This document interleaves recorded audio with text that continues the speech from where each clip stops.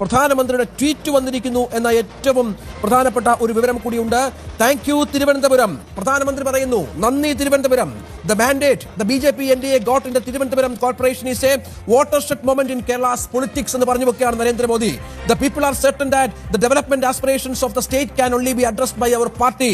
Our party will work towards this vibrant city's growth and boost ease of living for the people. അതായത് നരേന്ദ്രമോദിയെ ഭരണം കിട്ടി 35 ദിവസം കൊണ്ടുവരുന്ന BJPക്ക് ദേശീയ തലത്തിൽ ഈ വിഷയം ചർച്ചയാക്കുകയാണ്. ഒരു കോർപ്പറേഷന്റെ ഭരണമാണ് ഈ രീതിയിൽ പ്രധാനമന്ത്രി പോലും ട്വീറ്റ് ചെയ്യുന്നതെന്ന് ഓർക്കണം. അവർ എത്രമാത്രം വലുതായി എത്രമാത്രം ആഘോഷിക്കുന്നു, വിജയം കാണുന്നു BJP എന്നതാണ്.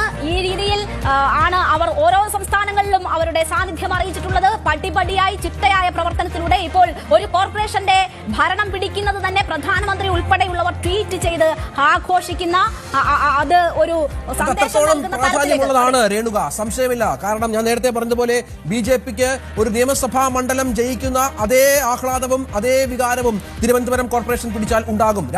സംസ്ഥാനത്തിന്റെ തലസ്ഥാനമാണ്. ഇവിടെ നേരത്തെ പറഞ്ഞതുപോലെ പ്രധാനമന്ത്രിയും പ്രസിഡന്റും ഒക്കെ വന്ന് ഇറങ്ങിയാൽ സ്വീകരിക്കേണ്ടത് BJPയുടെ മേയറാണെന്നേ ഏറ്റവും പ്രധാനപ്പെട്ട കാര്യമാണ്. അതിപ്പോൾ ശ്രീലങ്കയായാലും VV രാജേഷ് ആയാലും അല്ല, BJPയുടെ മേയർ ഇവിടെ വരുന്നു. നമ്മൾ രാവിലെ മുതൽ പറയുന്നുണ്ടായിരുന്നു ഇത് ദേശീയ തലത്തിൽ BJP ചർച്ചയാക്കുമെന്ന കാര്യത്തിൽ യാതൊരു സംശയമില്ല. അതും CPM-നെ അട്ടിമറിച്ചുകൊണ്ട് CPM-ന്റെ കോട്ടയിൽ കയറിക്കൊണ്ടാണ് വളരെ ചിട്ടയായ പ്രവർത്തനത്തിലൂടെ BJP ഭരണം പിടിച്ചത് എന്ന കാര്യത്തിൽ സംശയമില്ല. ഇനിയും BJP മുന്നോട്ട് വെച്ച വികസനം എന്ന അജണ്ട ജനം അംഗീകരിച്ചിരിക്കുന്നു എന്നാണ് പ്രധാനമന്ത്രി അദ്ദേഹത്തിന്റെ ട്വീറ്റിലൂടെ പറഞ്ഞിരിക്കുന്നത്.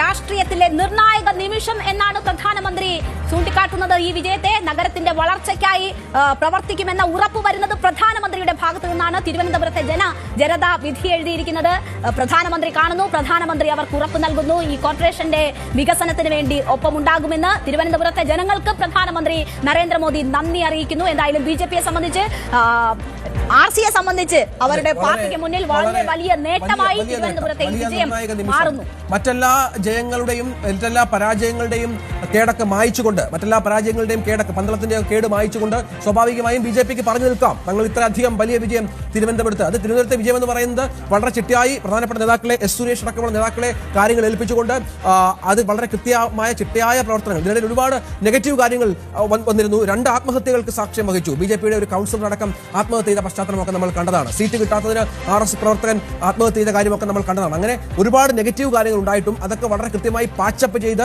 സംസ്ഥാന അധ്യക്ഷൻ മുന്നിൽ നയിച്ച പ്രചരണം കരുനീക്കങ്ങളൊക്കെ ഇതായിപ്പോൾ പ്രധാനമന്ത്രി മോദിയുടെ ട്വീറ്റിലേക്ക് എത്തിയിരിക്കുന്നു എന്നതുകൂടി BJPയെ സംബന്ധിച്ചിടത്തോളം അഭിമാനകരമാണ്, ആഹ്ലാദകരമാണ്. സംശയമില്ല. ഇടതുപക്ഷത്തിന്റെ കോട്ടകൾ പൊളിച്ചുകൊണ്ട് UDFന്റെ വലിയ പ്രചണ്ഡമായ പ്രചരണം UDFന്റെ ഭാഗത്തുനിന്നുണ്ടായിരുന്നു. അതിന്റെ നേട്ടം കൂടി അവർക്ക് സംഭവിച്ചിരിക്കുന്നു. നേരത്തെ രേണുവൊക്കെ പറഞ്ഞതുപോലെ ഇടതുപക്ഷം ക്ഷീണിക്കുമ്പോൾ അത് നേട്ടമാകുന്നത് ആർക്കാണ് എന്ന കാര്യം കൂടി തിരുവനന്തപുരത്ത് തെരഞ്ഞെടുപ്പ് പറയുകയാണ്. വളരെ കൃത്യമായി തന്നെ കാണിക്കുകയാണ്.